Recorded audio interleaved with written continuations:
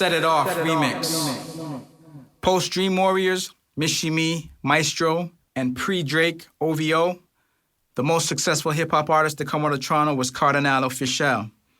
I can attest to buying his debut album, Quest for Fire, Firestarter Volume 1, which was actually the first CD I ever paid for by a Canadian hip-hop artist. Based on my own personal view, I would consider it a classic. It spoke the language of Toronto in a frank, in-your-face, and boastful kind of way, along with the videos, which provided a portal into the visual aspects of the T-Dot, as it was known before the 6. By the time of this battle in 2008, he was well over a decade deep with Toronto hip-hop, reggae-laced anthems, but nobody was prepared for a track he did called Set It Off, which featured the legendary, and by many accounts, the greatest of all-time hip-hop producer, Dr. Dre, on the remix. There was just something larger than life when it came to hearing Dr. Dre featured on a track.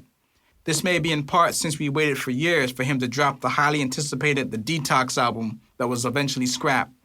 In any case, in 2008, it seemed unreal that Dr. J would fuck with a Canadian rapper, much less jump on his remix. From a BBM point of view, this was a turning point.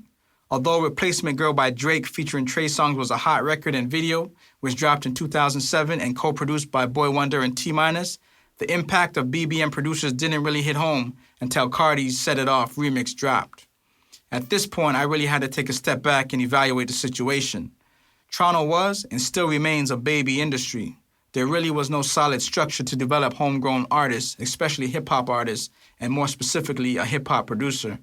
On a shoestring budget, we basically carried this movement on our shoulders. So to see a producer that we discovered produce a track featuring Dr. Dre, I basically felt like my job was done.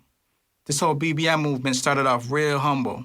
I just wanted to give these guys a way to gain recognition and serve as a platform. I was content with them becoming known within the greater Toronto area and overjoyed to have them become established across Canada. But with no major financial backing and infrastructure to really develop producers at the time, I really didn't believe the means existed that would help them take it to the next level, onto the international stage. At least I couldn't see that far at the time. This feeling was based on the fact that it was never done before, and with limited industry contacts south of the border, it didn't seem realistic. Prior to this point, there was no Toronto-based hip-hop producers who came up in the manner that Boi-1da did, beat battling.